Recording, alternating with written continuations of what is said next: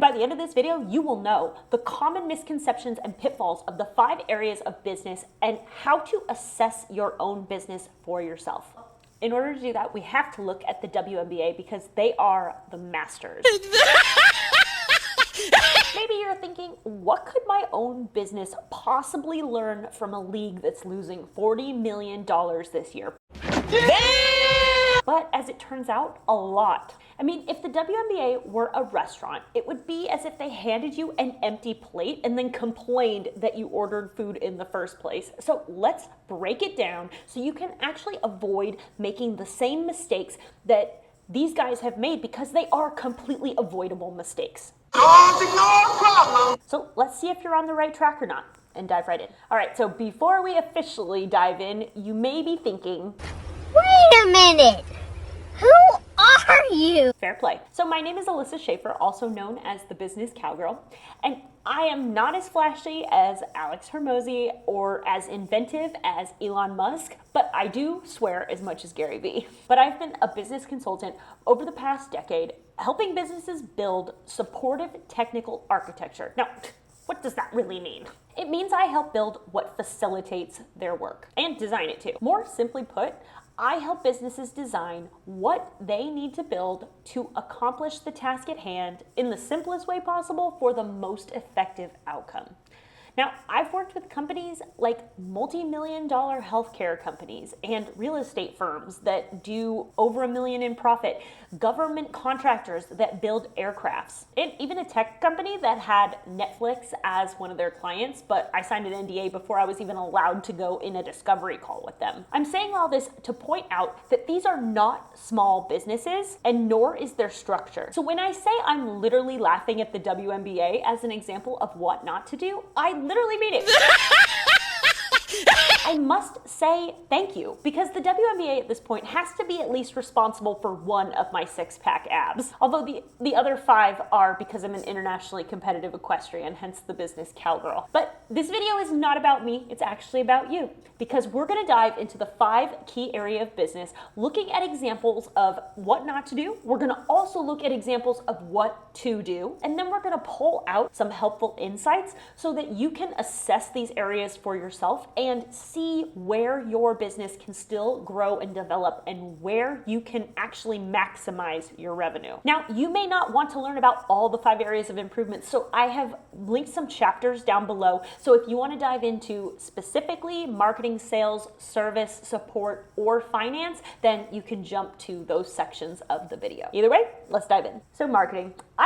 I got my degree in marketing, so there's always a place in my heart specifically for marketing strategy, and marketing best practices, which everyone and their mother tells you that they know what is best when it comes to marketing. But the biggest insight that I have learned in watching how the rest of the world talks about marketing is that there is a vast misconception about what marketing is and what successful marketing looks like. Furthermore, there is also a weird thing where everybody thinks that marketing is an action, like advertising your product or service, creating content for social media, or creating the perfect lead magnet so you can build up your email list, when in reality, marketing is not about what you do, it's actually about what you say, and by extension, how you make people feel. I'm learning a lot. I'm learning a lot today. Because how you make people feel is directly correlated to the action they take next. Because when we get to the sales part of the video, marketing done correctly helps people take the next step so that you can make the sale. It's just basically organized chaos.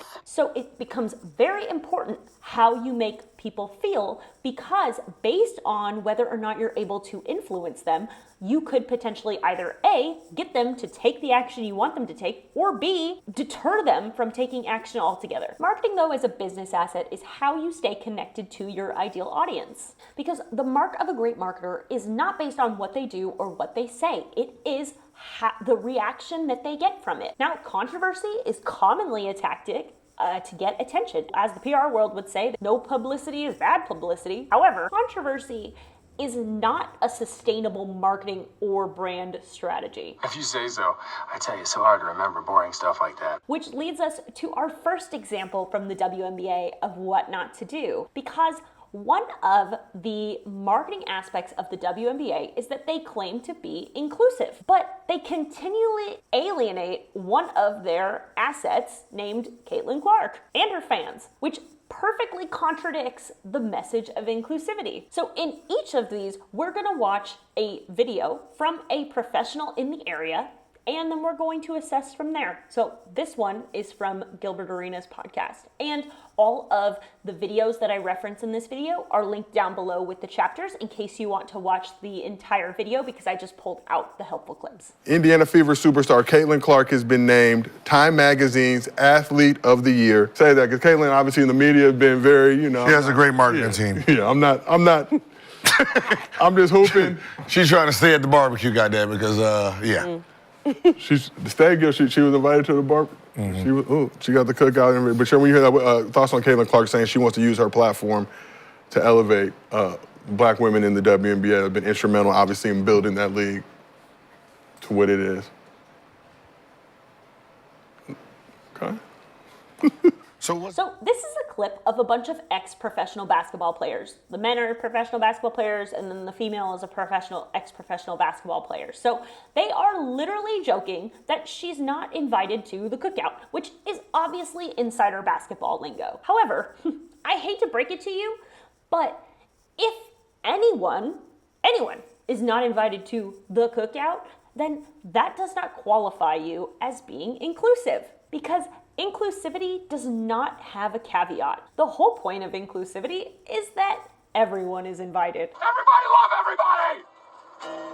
Come on! Now here's the deal. Your marketing does not have to include everyone. But the fact is, you can't say that you're inclusive and then what you do is blatantly opposite. Now, one of the reasons that I pulled this clip specifically is because Cheryl Swoops, the ex-professional female basketball player, has a podcast that is basically financed and supported by the WNBA. So she should realize that when she speaks in public, she is representing the WNBA and the WNBA's values. It's as simple as that. It's an absolute fiasco. Now, like I said, branding and marketing is all about how you make people feel. So if your words and actions don't align with each other, then you lose trust. Now, I pulled a clip from a recent Alex Hormozi video, who, if you don't know who Alex Hormozi is, he is a brilliant marketer and business person. And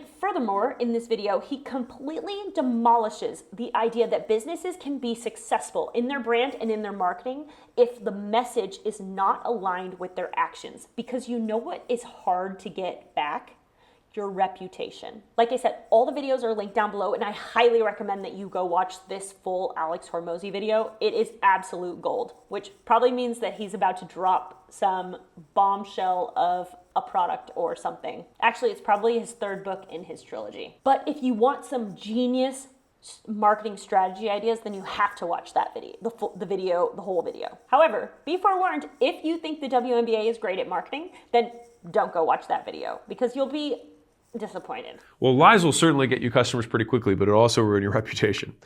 So you want truth to be your greatest ally, not your greatest liability.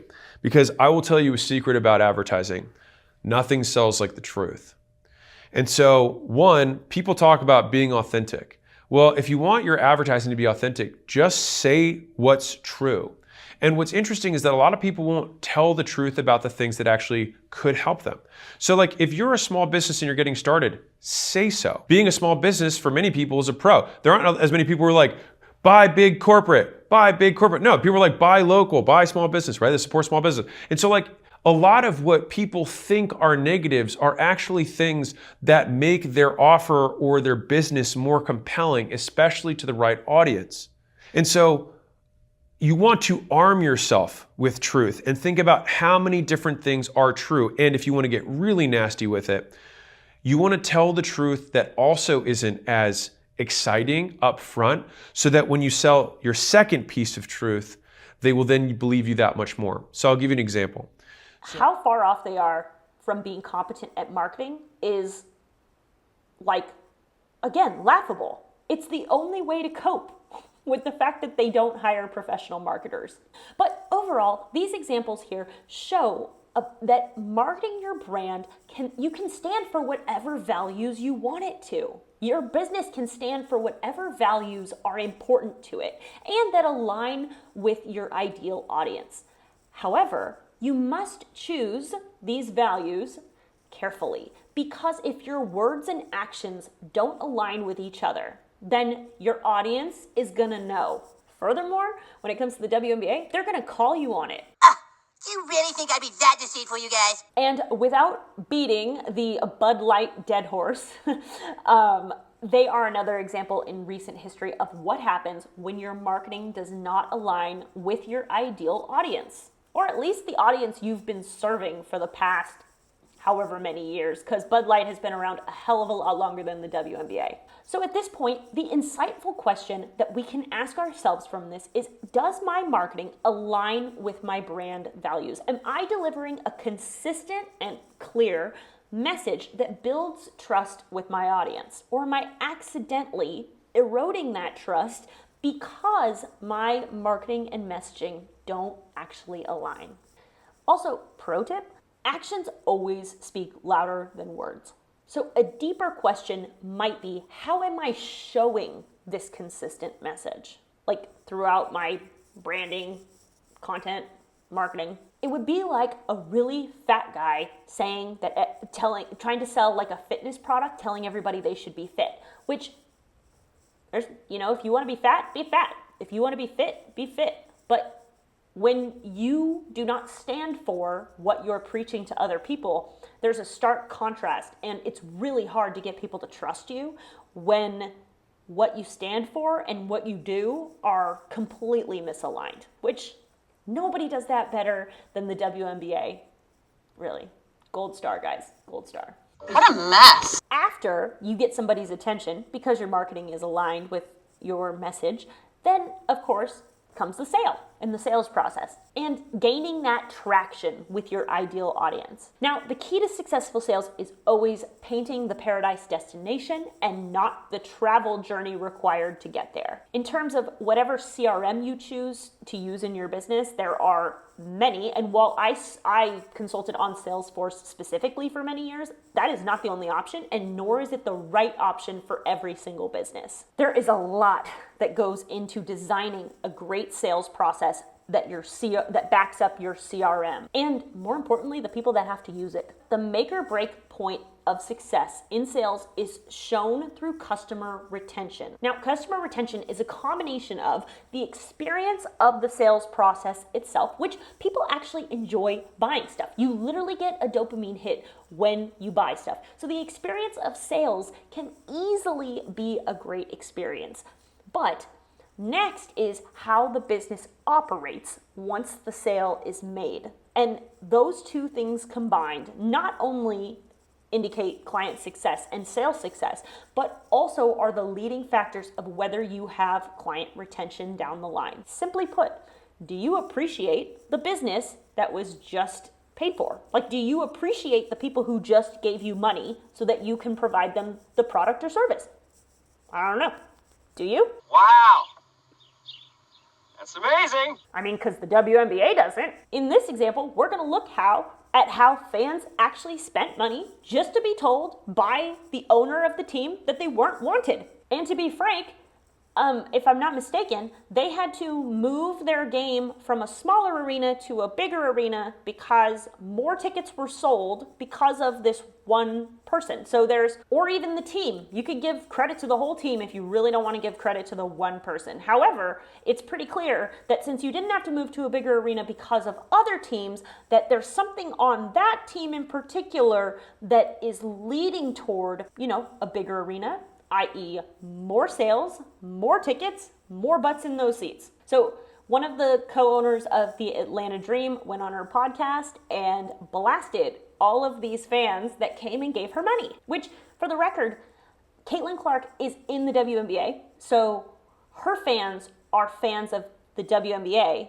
So by extension, if you're an owner and you're insulting some of the fans, you're literally insulting your own fans, because as a whole, the WNBA is a whole entity. Now, of course, all the franchises or individual have their own fans. However, y'all put together are a group. So if one of you is insulting the fans of another franchise, you are in fact insulting the fans of the entire league. To say the things that we're about to listen to is incredibly irresponsible. Incredibly irresponsible. And I would hope that the WNBA would take action, because I cannot believe that they would be okay with an owner in the league saying these things that we're about to hear. So let's dig into this a little bit. Group cannot be a representation of what the WNBA would want in their league. This is our league. This was built, like, I feel like as a women's basketball historian myself, I've been watching since I was 5. I was here before the league started. As a lot of the fans on social media feel the same. That ain't a representation of us. Y'all not like us. They not like us. So Caitlyn, unfortunately for her, this is a group that is attached to her, not her asking this group to follow. It seems that they found a home in this fan base. This person says, "This is our league," she states. Well, move over, because this is everyone's league. The hyperbole is so profound, it just seems like a turf war, and the older fan base has a problem with the 2024 edition. They always play the victim 100%. They don't want eyes, because the eyes are seeing what they've done. The sunlight is disinfecting a terrible league, saying these things. I mean, she sounds like a random troll on Twitter, but she is an owner of the Atlanta Dream. Oh, and by the way, I meant to tell her after that part about her fans not, how they act and not liking the other team and how much she loves that. You only have fans when you play the Fever. I mean, your record-setting attendance game that you moved to a bigger arena, Renee, that was because Caitlin Clark showed up. So all those fans that spent money on tickets to go to that game and put money in your pocket, they were Caitlin Clark fans. She did not differentiate from the people who are being mean online, which, welcome to 2024.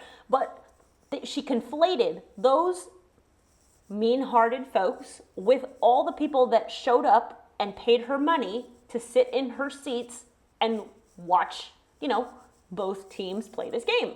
I have absolutely no issue. If you want to, like I said, with marketing, if you want to stand for a brand value, you go for it. If you want to call out the bad parts of the world, you go for it. The world is in complete chaos! However, I'm against collective punishment and labeling an entire demographic of people based on potentially one experience. I mean, maybe even if it was 10 experiences. There are 8 billion people on the planet. You cannot say that everybody, because they all do one thing that is similar. I always say that everybody that owns a Prius is a bad driver. But really, what I should be saying is that most people who own a Prius are bad drivers. Or some Prius owners are bad drivers. And honestly, even if she really did want to speak to something that happened that was inappropriate, she would also have to then say, now I am not talking about the people that showed up in the building because that was a great night. Like, it's really just that simple. You are appreciative of the good things that happened while simultaneously pointing out the things that could be improved. And it's like really comical to watch somebody spit in the face of people that spent good money to come watch your team. The people who came and spent money in your business. Because in case you didn't know, you own a business. So when it comes to the lessons we can take away from this, I mean, honestly, the number one sales rule, don't insult the people giving you money. Gratitude and appreciation go a long way when it comes to retaining customers. Because leagues are not built on one season. They are built with people coming back and being dedicated, and those fans growing into more and more and more fans. If we're talking about a business that's not a sports league, that just substitute the word fans with customers. And there is no better way to illustrate this than this clip from Simon Sinek. He did a hilarious video, which it perfectly ties into this video. But he did a perfect video of why business sales are like dating. Commercial transaction, a sale, is very similar to a date. You're sitting across a table from somebody, hoping to close the deal. I mean, right? And so let's pretend somebody goes out on a date. It was a setup, it was just like with work, you're introduced to somebody. And that kid sits across the table with his date, and he says, I'm really rich. I've made a lot of money. I'm really successful. Know a lot of famous people. I've got a beautiful house. You should come by and check it out sometime. And I'm on TV a lot, which is great because I'm really good looking. I mean, does that kid get a second date? I mean, it's such a bad date. It's so obvious how badly that went. Well, why do we think that it's any better in business? And look how a business transaction goes. We sit down and we say, we're a very successful company. In fact, we're the biggest in the industry. Very successful. I am also one of the top salespeople, one of the top brokers. You know that. Our corporate headquarters are beautiful. You should come over and have a meeting there sometime. You may have seen our commercials on TV. We have an amazing ad agency, and we have beautiful TV commercials, which is great. Like, if we thought one sucked, why do we think this is good? Sure. Right? The irony is, if you just learn to start with why, if you actually have a purpose, cause, or belief underlying your work, it profoundly changes that whole sales call. Yeah. So that kid sits down again and says, I love what I do. Yeah. I'm the luckiest person alive. Yeah. I get to wake up every single morning to inspire people to do the things that inspire them. I mean, it's like, I love my work. Yeah. And the amazing thing is I've actually been very successful at it, and I've made a lot of money because of it. Yeah. And I got to meet all these famous people, and I built a beautiful house. You should come by and see it sometime. Yeah. And I get to go on TV all the time, which is really fun because, I'm good looking. Like, you can say all the same stuff, and now it's the tangible proof of the philosophy of the belief. Yeah. But it's not the reason you buy.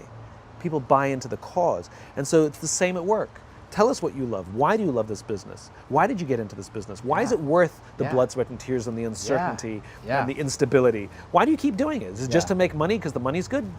Byproduct. And if you don't enjoy it, then start asking yourself some hard questions. Yeah. Like, why are you doing it? Yeah. If it's really that difficult, and if you really don't love it. But to sit down across the table from somebody and say, let me tell you why I love this business. And then you can tell them all what makes you great. Yeah. But we don't do that. Yeah. We sell, and we forget that relationships, whether it's a date or a business relationship. Now, when we watch that video, I mean, it's so funny. It's perfect too. It's an awesome analogy.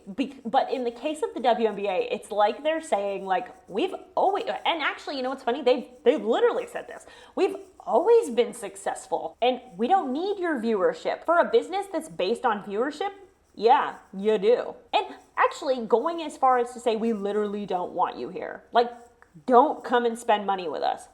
It's not gonna work. This is partly why this video took me so long to make, because it's kind of crazy. Like, it's funny until it's, like, totally insane. How am I supposed to focus with all this crap going on? Just wait till we get to the finance section. Now, I'm absolutely positive there are people who say crap online. Gosh, it's not like the internet to go crazy about something small and stupid. But there are also people saying great things online, but instead of focusing on the positive, she's actually becoming a self-fulfilling prophecy by only talking about the negative and literally speaking about what she doesn't want, however, only creating more of that. Now, again, this goes back to a little bit of the marketing, where it's not about what you say, it's about how you say it, and more importantly, how you make people feel. So in her case, if she really wanted to point out the fact that there were some things that she didn't appreciate, you do what's called the compliment sandwich. I don't know if you guys watch How I Met Your Mother. You have to start with something positive. You put in something negative in the middle, and then you tie it all together with something that moves the conversation forward so that you actually have good progress. So for instance, in this case, you could say, wow, we were so excited to have to move our game to a bigger arena, and we look forward to more teams besides the Indiana Fever being able to do that with us. Now, we don't always appreciate all of the negative feedback, but we look forward to showing the new fans what is really important to the WNBA. How hard was that? It was epic. Because when it comes to sales, you simply have to appreciate your customers. But this video is about how we can learn about our own businesses through this shining example of what not to do. So How do you currently treat your customers after they've purchased? Do you thank them? Do you build relationships with them? Are you accidentally pushing them away? Key statistics here are going to be through client retention and the lifetime value of your customers. Two of the things I commonly built for sales teams were, one, a way to segment their hot leads from their cold leads so that the sales team knew who to focus on, because hot leads are the best prospects. And the second thing is a way to gauge the lifetime value of their customers, meaning that it's not about the first sale. It's about the culmination of the amount of money that you will get from one customer over the course of a relevant period of time. Now, for every single business, that's going to be different, but let's just say, how much money somebody gives you in a year. And then if your league's been around for 30 years, if you can get that same person to give you that same amount of money for 30 years, that's a very successful business. Now, I think we can all agree that that's not how the WNBA works, but there was opportunity there. And unfortunately, for some of the people online, numbers don't lie. People do. No, Mother! No more lies! So once you've gotten the sale, then as a business owner, it's your job to deliver on that product or service. Now, for this example with the WNBA, this was when I stopped taking this league seriously altogether. Because in sports, there are rules that we all play according to. And if someone's allowed not to abide by the rules, then what's the point? Now, I am an internationally competitive equestrian. I am literally an athlete. So there are rules that I have to abide by for the sport that I do, because all sports have their own rules. And in my sport of horseback riding in particular, the lowest scorer wins. So Michael Young is, in my opinion, the best rider in the world. Now, not only is he a multi-time Olympian, but he has also competed in multiple different sports in the Olympics, like in multiple different types of riding. And in 2024, he won his third individual gold, which was historical because no one's ever done that before. So in this example, we would be, for instance, lowering his score simply because of who he is and that we want him to continuously win, because it was a cool story to follow. Now, the reason that this guy is actually respected is because he just keeps getting better, because each time he won, he improved from his last performance. And not only that, his competition got better too.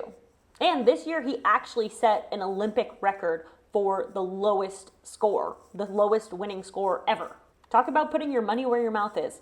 Now, in business that isn't a sport, it's commonly known as a scam. To take someone's money and not deliver on the product or service is considered a scam or a Ponzi scheme. I mean, you guys have probably heard these words before. They ain't good. And that must make you mad. Hopefully no one listening to this video is that bad off. Maybe something more realistic is that, you're maybe making a promise in your sales pitch or in your marketing that you aren't delivering on or not reaching the target. It makes me think of all those crazy weight loss commercials or ads where they're like, yeah, lose 40 pounds in 2 weeks, or something that's like just blatantly unhealthy. And second off, it's a huge promise to try to deliver. And if you don't deliver, people are going to want their money back. So, like I said, this was when I lost all respect for the league of the WNBA, and that was because their finals game was rigged. And overall, poorly officiated games are, diminishing to the quality of the product. Don't just take my word for it. Here is a clip that can tell you this and explain this to you better than I can. Last night's WNBA finals game was absolutely rigged, and there is so much proof. I am sure by now that you have seen the viral moment from last night's game, the last play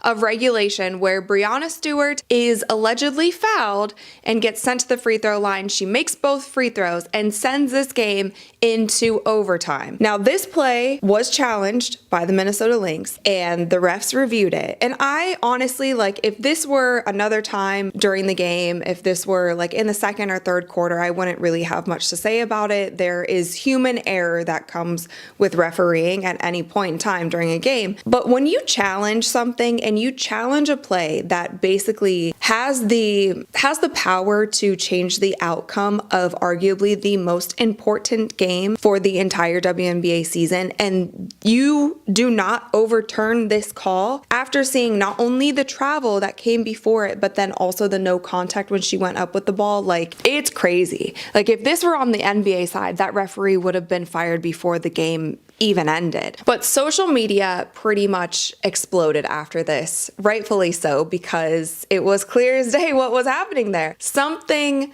was wrong. LeBron James tweeted, he said, "I'm sorry, but that wasn't a foul. Let the damn players dictate the outcome of a close, battled, tested game." Damian Lillard said, "The refs called this game like they knew the assignment in the second half. Boy, great game." And then Isaiah Thomas tweeted, "They low-key cheated for New York, but I get it. LOL." Social media has been flooded more with the referees rigged this game than congratulations to the New York Liberty. And this is not the narrative at all that the WNBA needs. It's crazy. So again, this is just the perfect example of what not to do. Like, you have one job, and that is to deliver a fun basketball game. It was a double-digit number of professional basketball players that were tweeting about it. That speaks volumes more than any of my commentary on this point. Don't listen to me. Listen to the professionals. No way! Yes way, check it out! But the business lesson that we can take away from all of this is that your service or product needs to match your customers' expectations, which get set in the marketing and sales processes. You can't promise a Ferrari and deliver a tricycle. So for this example, we are going to listen to the GOAT himself, Steve Jobs. And this video is an excellent example of two things. One, how valuable the customer experience is, and two, how to deal with unhappy customers, because he was not given a softball. Yes. Mr. Jobs, you're a bright and influential man. Here it comes. It's sad and clear that on several counts you've discussed, you don't know what you're talking about. I would like, for example, for you to express in clear terms how, say, Java, in any of its incarnations, addresses the ideas embodied in OpenDoc. And when you're finished with that, perhaps you could tell us what you personally have been doing for the last 7 years.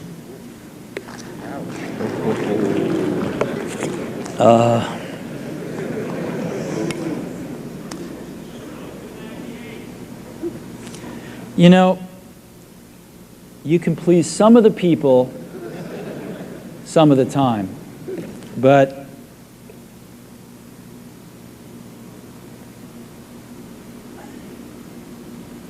one of the hardest things when you're trying to affect change is that people like this gentleman are right in some areas.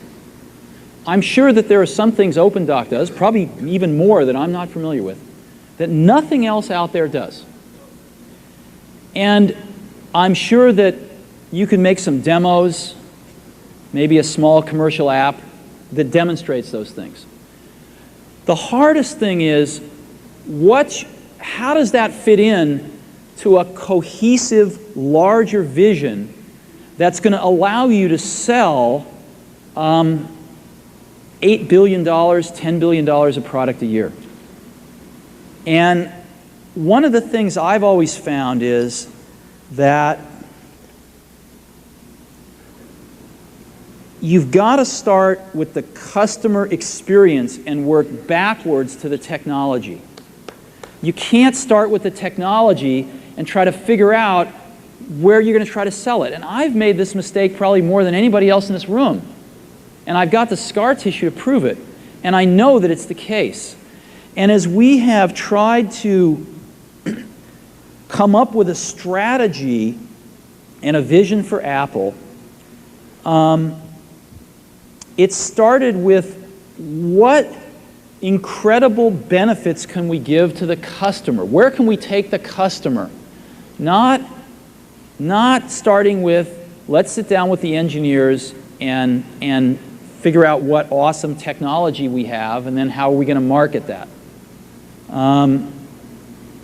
And I think that's the right path to take. When you watch this video, in the moment that the question is asked, even the crowd reacted to that in that moment. And he did. He took a moment to himself to drink his water and consider what was the best way to approach this answer. And I wanted to leave the clip in its entirety to show you how he handled this situation in real time.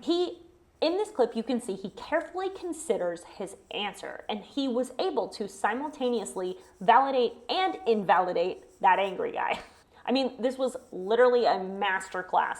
Not only was it a masterclass in what to focus on for service delivery, meaning the user experience. Really, the user experience is the service delivery. How somebody experiences the product or service that you provide is a lot of how they're gonna feel about your product or service at the end of the day.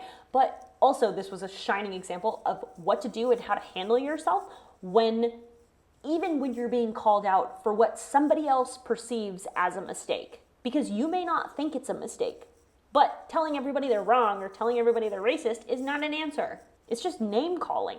Is there a problem? As I keep saying, this video is about you, your business, and how we can take out helpful insights from these shining examples of horrendous business practices and how to up our own game. So the question becomes, how are you delivering the experience, product, or service, and are you delivering what you promised to your customers?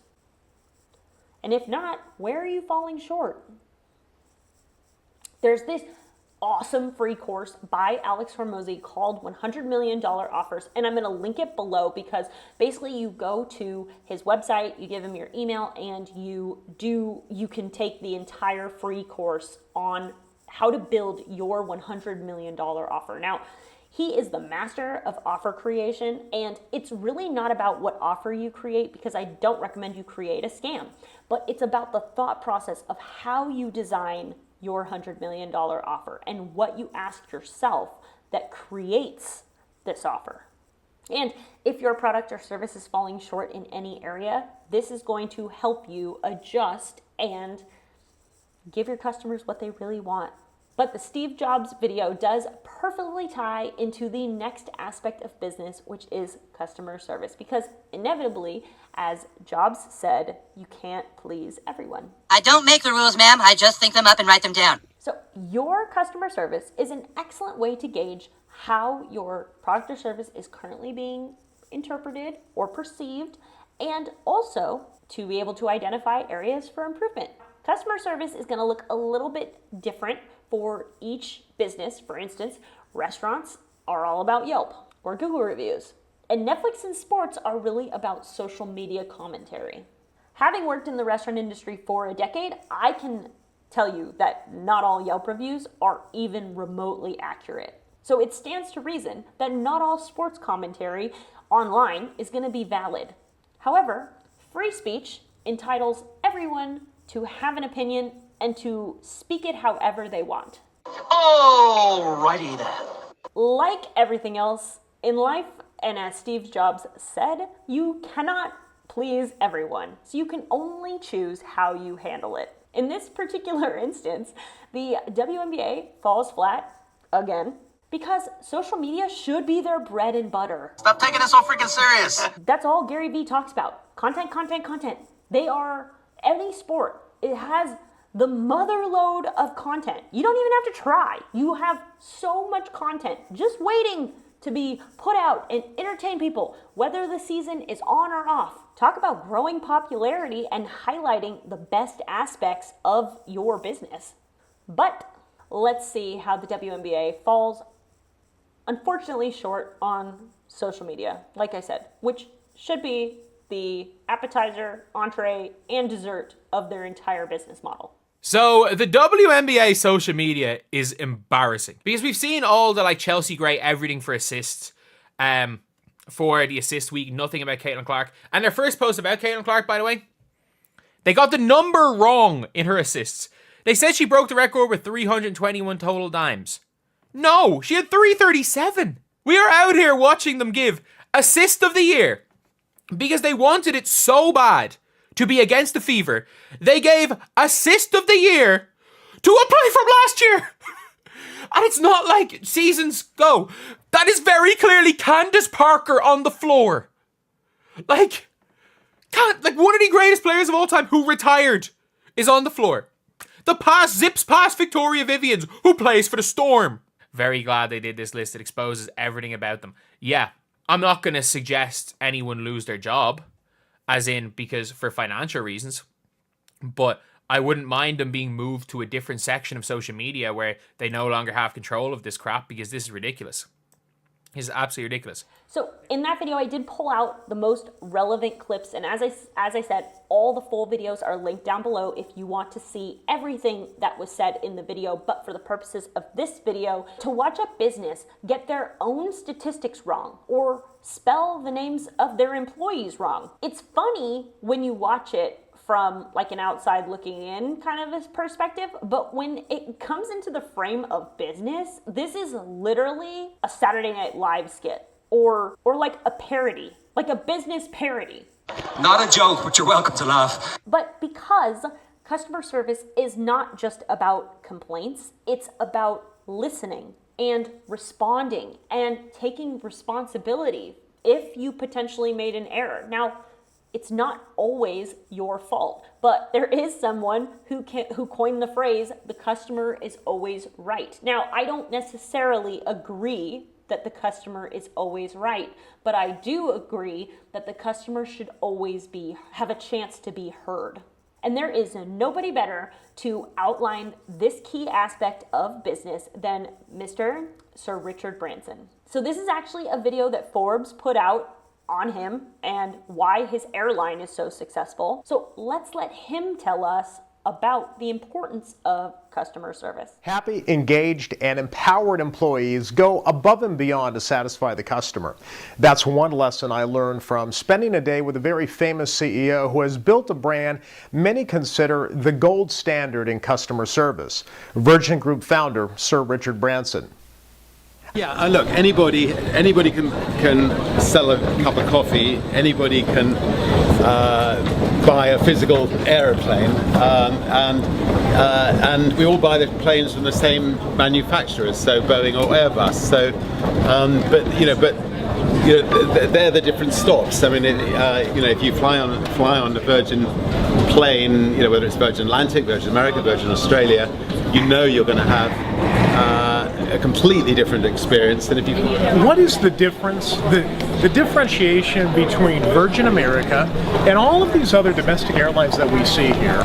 And I know it's more than the in-flight entertainment. I know it's more than the Wi-Fi. I think, in my opinion, it's got to be the customer service. Am I wrong?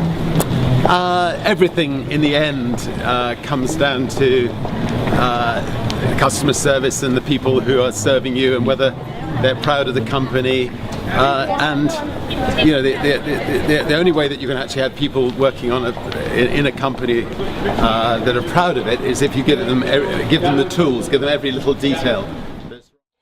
So as you see, he states that a well-rounded business, like a successful business, has all of these aspects, which is why I didn't just focus on one. Like, I wanted to tackle all the 5 main key aspects of business, and it is about all of these aspects clicking together. But customer service is a key element, and it's going to make or break your success. Feedback and constructive criticism is always an opportunity to get better. Or, as the WNBA does, it's an opportunity to lash out and critique your audience. That escalated quickly. I mean, that really got out of hand fast. In the short term, this may get you some controversial attention, but however, the long-term question is going to become if people will still monetarily support a business that has shown not to care what the customer thinks. But only time's going to tell on that one. Like I said though, the most important aspect of this video is what you can take away from this and how you can use it to assess and audit your own business. Of course, through a little humor, because it's always better to assess things and audit when you have a smile on your face, because even if things don't look like you want them to, At least if you're doing it with a smile on your face. There's a doctor named Dr. Joe Dispenza, and one of his quotes is, "You cannot think any greater than how you feel." So if you're dealing with a challenging situation, if you're doing it and you don't have a smile on your face, then by definition, the solution you come up with is never going to be greater than how you feel in that moment. So the question we need to ask ourselves, how does my business handle feedback, complaints, or mistakes? Do we correct these issues, or do we dismiss them? Now, when I would build CRMs for businesses, creating a system for handling support tickets, both internally and externally, was always at the top of the list. Well, close to the top of the list. But my question for you, what are you doing with that data? Your customer feedback is an absolute goldmine for FAQs, or frequently asked questions, how-to and other help documents. I mean, if people struggle with anything consistently, then this is an opportunity for you to create not only helpful documentation, but additionally, you might be able to create an additional product that solves whatever problem people are facing from your product or service, which means more money. Oh my God, what a brilliant idea. Now, if you do the $100 million offers course that I pointed out in the sales section, there is something that Alex Hormozy says, and that is that selling someone something solves that problem, but it inevitably creates a different problem. Like, for instance, I sell you a CRM, right? Okay, excellent. You're gonna have a place to manage all your customer data, but the problem is those things are literally clay to be molded. It is, you get the IKEA box full of, all the parts, and it's not built. So then you call me and I develop the processes, the workflows, and the systems and the automations so that all you have to do is show up and push a button. No one wants to have to know how a text is sent. They just want to be able to push send, which is why being able to do something that no one else knows how to do is so valuable. But you know what's not valuable? The WNBA losing $40 million this year, which for any other business would mean bankruptcy. That smells like bullshit. But they have a sugar daddy called the NBA, and as a consequence, the NBA holds majority stake in the WNBA. And in exchange, the WNBA gets to keep its lights on. Now, my personal favorite part about this particular area is the fact that the WNBA seems to think that it's not an issue to lose that much money. Doesn't anyone notice this? I feel like I'm taking crazy pills! For those of you in the back that are hard of hearing, accounting is very simple.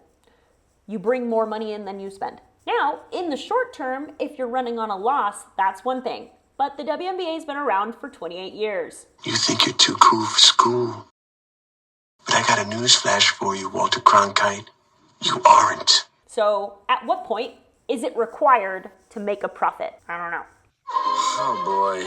Because a $40 million deficit is not just bad luck. Honestly, the sign of a broken business model. And if anybody ever ended up watching this video, I mean, they wouldn't, because that would require some self-reflection, because that's the whole point of this video, is to go through all of these areas and then self-reflect on what we can each individually improve on. Because for the rest of the world, we all take every day as an opportunity to learn and grow and get better at things. Only the WNBA humble brags about losing $40 million. Now, considering that we've already shown you how they fail in every area and aspect of business, is it any wonder that they literally hit the financial failure jackpot? Pretty much lost money playing in the WNBA, if I'm being honest. Like, if you look at like inflation and stuff. You lost money? You expect me to believe you lost money playing in the WNBA? Oh, the Sue Bird, Curly Sue! If you think you're the victim in this situation, watch the rest of this video. Let Uncle KC give you a little bit of insight into who is really losing money. It was only a matter of time before the NBA said enough is enough. When you have spent the last 30 years investing hundreds of millions of dollars into a polished turd, and not once have you seen a return on that investment, not once have you received a dividend? Not once have you received a single peso in return. I would imagine that you eventually reach a point where you have finally had enough. And that is exactly where a large group, if not all, NBA owners are right now with the WNBA. Now, there are two ways that we can look at this story. We can look at this the way the delusional Gen Z kids will look at it. This is great! The dump saved the NBA $10 million. They were supposed to lose $50 million. They only lost $40 million. Woohoo! Yes, yes, yes! I completely understand why NBA owners are pissed off. You got a doofus commissioner named Adam Silver donating your money to a league that is incapable of generating profit. You know, since no one else is willing to say this, I will. The NBA needs to pull out completely of the WNBA. It's not fair to NBA players, damn sure not fair to NBA owners. Let the WNBA go into the free market and survive on their own. No more hand-holding, no more generosity, no more subsidies. Do you receive any of that? Do you have someone showing up on the first of every month to pay your bills? Obviously not. So why should the entitled players in the WNBA have that benefit? This league is never going to thrive unless they are forced to do it on their own. I mean, they had record gains and I think record losses this year. I mean, everybody's got to be a winner at something. Before we look at this next clip, we really just all have to ask ourselves, if you worked at a business that was losing millions of dollars year over year, how long would you expect to still be employed at that business? Oh, this is too bad. I can't watch. But let's listen to somebody who can tell it to you better than I can. 95% of all college graduates don't know what a financial statement is. But I say to young people like you, there's 6 basic words to financial literacy and financial education. And the 6 words again are income, expense, asset, liability. So these are the 4 words, income, expense, asset, liability, and the last 2 words are the words cash flow. And that's why the game is called cash flow. And the secret to being rich is not a college education, but can you control cash flow? The reality is that finances are the heartbeat of your business. If you ignore them, your business will die.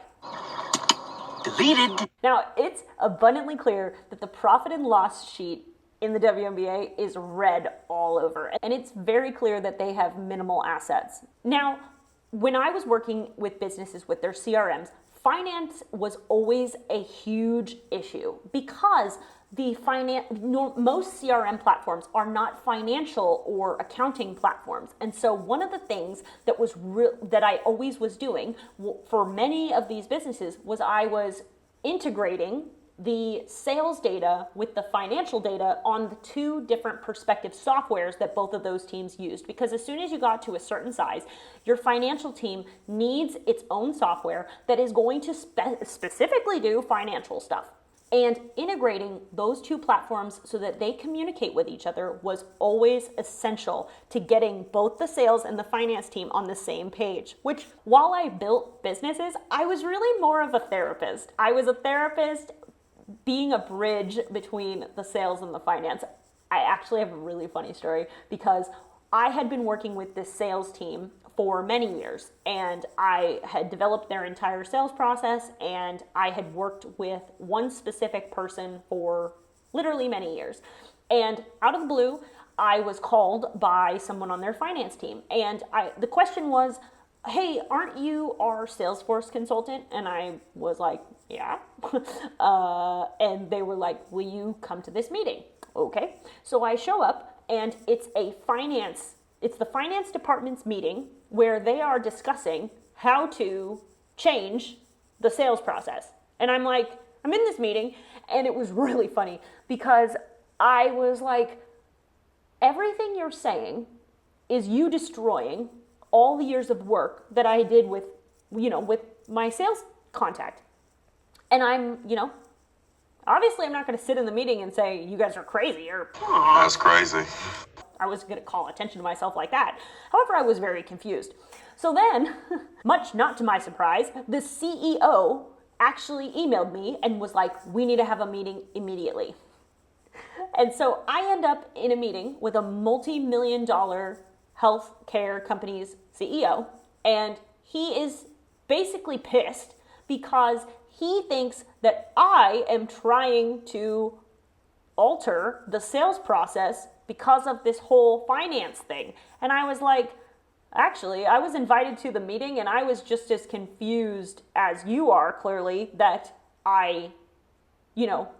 first off, I was confused because not a single salesperson was on that call. So who knows the sales process better than the sales team? And the second thing was that the person I had been working with for many years also wasn't invited on that call. But I was actually being yelled at by the CEO. And of course, after I explained exactly, he was pissed. But after I explained that this was not ultimately my call, this was just something that I was a part of, I was invited to, and then I wasn't going to make some sort of scene in there. He then knew exactly who to go talk to, which was the CFO, because clearly one of his assets was out of control. Oh my God. Anyway, that is all just rambling to say that when you have sales teams and finance teams that aren't communicating, it leads to you needing to ask the insightful questions of, are you tracking your financial health overall? Clearly the WNBA is not. But can you answer these questions? Do you know where you're making the most money? Do you potentially know where you're losing money? And do you know what you need to change to stay profitable in the long run and in the short term? Now, at the end of the day, even if your business is not doing that great right now, this video has given you many ideas of where you could potentially dig into for improvement. But you can feel good at knowing you're at least doing better than the WNBA, where they truly compete and shine at being the worst. I guess I'm disrespectful. I mean, to some, this makes them angry, which is why fans is short for fanatics. But to me, this makes me laugh. So how do we learn from these spectacular failures to fuel our own success? I mean, the WNBA is a perfect case study of failure and what not to do. If a business book is not written with these guys in there as an example, I mean, especially on the marketing front of what not to do, then people have not updated the business. I mean, there would be a chapter on Bud Light in there too. Believe me, these businesses that don't understand how marketing works should be tales of warning. What happens when you blatantly ignore or disregard who is, one, paying for what you're offering and selling, but two, when you insult them and harass them, and you frame your business in a way that makes people actively root against you. She's such a train wreck. I believe, though, that you will learn from any mistakes that you've potentially made and have that self-awareness to strengthen your marketing and your sales, service, your delivery, and your finances. Don't hand your customers an empty bag. Deliver the value they really want and watch your business thrive. For more tips like this, you can subscribe to my free newsletter, Winning Business. Or if you're a business that wants to get more attention in 2025, then you cannot miss out on my free ebook, Infinite Content Marketing Ideas, which I double dog dare you to tell me at the end that you don't have any ideas for your marketing.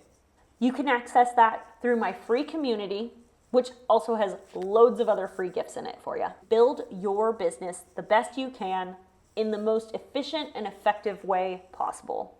Built for you by someone who has designed businesses for almost a decade now. And if you're here to yell at me about the WNBA, I'll see you in the comments. Bring it on. Cheers. Thanks for tuning into Business Fundamentals with me, the Business Cowgirl. And if you want more free, awesome content just like this to help your business grow and develop online from a seasoned expert in business technical architecture. But if you really want your business to grow, then I highly recommend you check out my weekly newsletter, Winning Business, from somebody who's been a business consultant for the last 10 years, helping businesses create efficient and effective workflows to help their businesses save them time, money, and resources. What does that really mean? It means the answer to the question of what you need to build for where your business is trying to go. So when you're ready, those links are always down in all my video descriptions for you. So to be continued.